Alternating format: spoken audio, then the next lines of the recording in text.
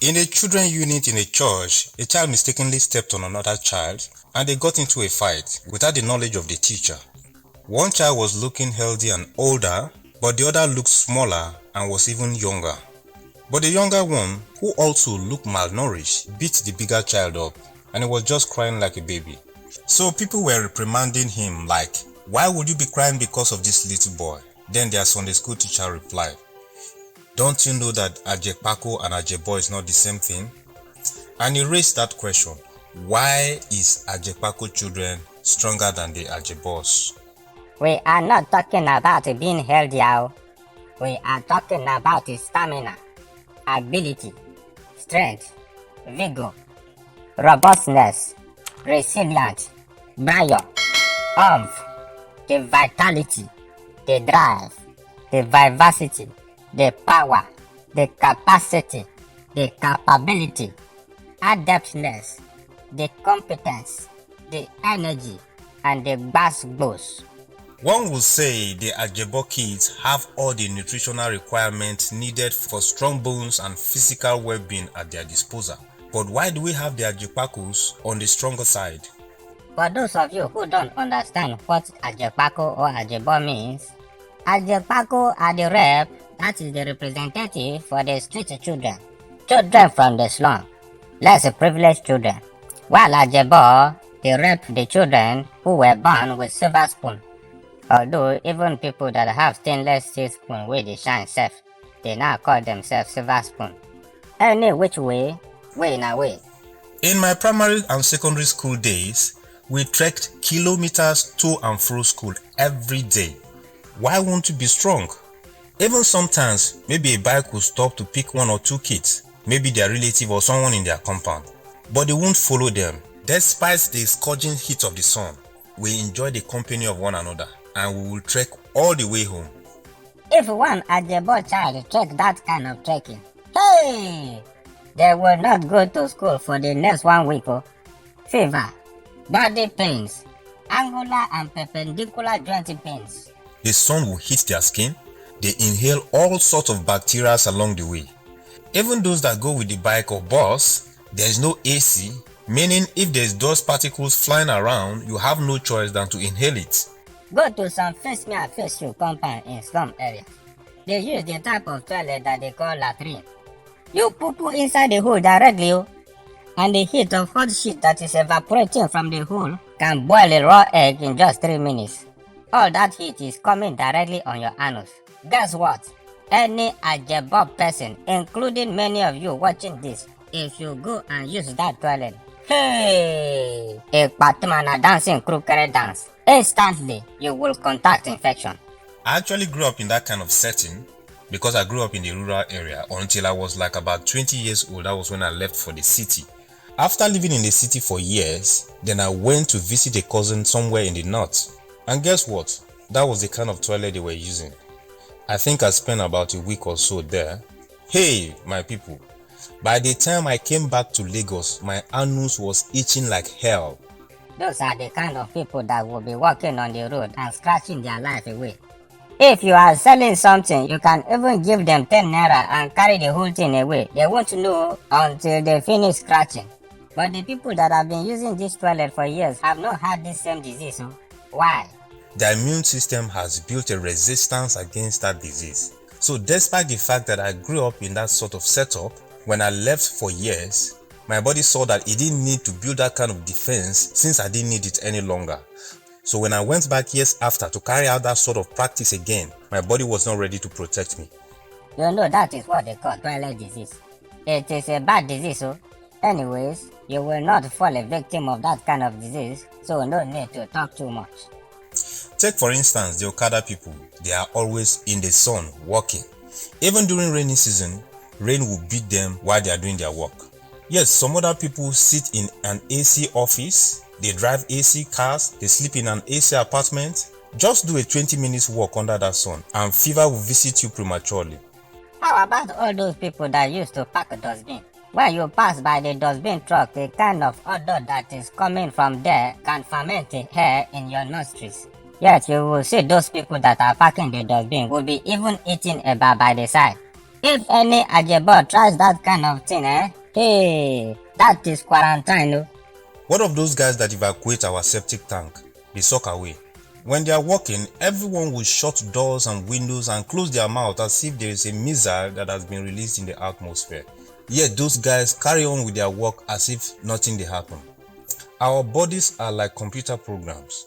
Just like a man that gyms to increase the size of his muscles, so our bodies can also adapt and build immunity around our daily activities or practices. In the village where they fry Gary, I am talking about Gary self. In my school, that was how one day we were talking about different kinds of food. And one of my classmates was asking, how do they plant Gary self? Some people don't know that Gary is from cassava.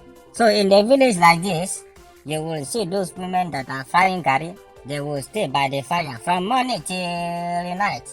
And they do it every day. How about the kind of food Ajebo and Ajekpako eat? They are different. For the Ajebo kids, they eat food like noodles, they take tea, they take ice cream, yogurt, milk, chicken, rice, beef. They eat fruits, vegetables. They take egg and all the balanced diet that you can think of. Ajekpako that will swallow heavy eba early in the morning before you go to school. Some say it is cold akpo, overnight akpo, that one that they did not warm. They will only warm the soup. You know that kind of akpo, if they use it to stone you on your forehead, cocoa will come out. And most times, they eat more of starchy foods, like gari, which is the eba we talked about, akpu, which is also still from cassava, yam.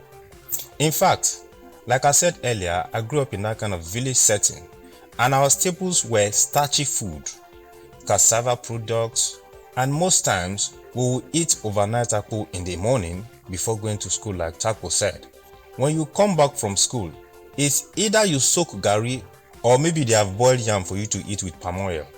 The only thing inside that palm oil will be either salt or maybe if they tried, they will add grounded dried pepper for you.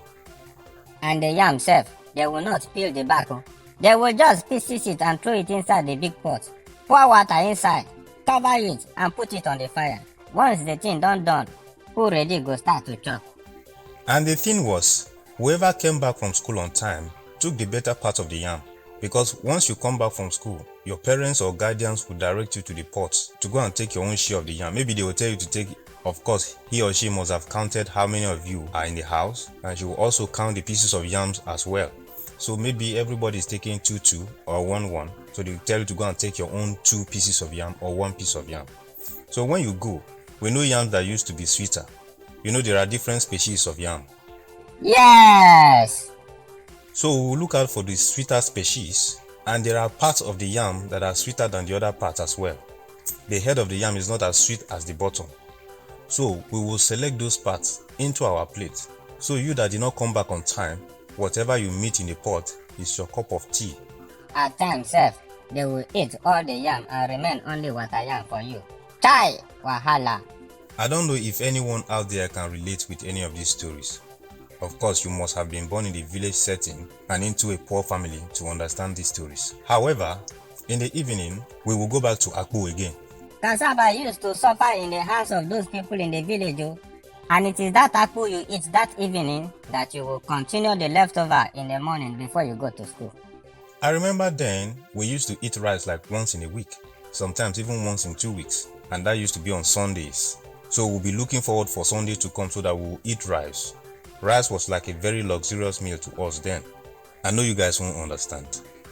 You can never understand. You will never understand. If you feel to understand, you for don't you understand. Then even those who live within the city who are less privileged, it's almost the same nutritional practice. You eat eba, rice and plantain. Sometimes they eat rice and beans. So what are we trying to say? The option to eat balanced diet might not really be there for their Ajekpako kids. So they end up eating more of carbohydrates. And carbohydrate is energy-giving food. So plus the sun that mama you to school every day. And you know that trekking to school every day too is part of exercise. Yes, that is why they are stronger. Because the Ajebo kids, they have school bus to pick them and drop them back home.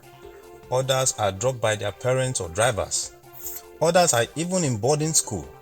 That's why if they ever get to play football with the Ajekpako kids, you better be careful not to break your leg, Ajay, because they have been trekking kilometers with those legs every day and they have the strength of an iron.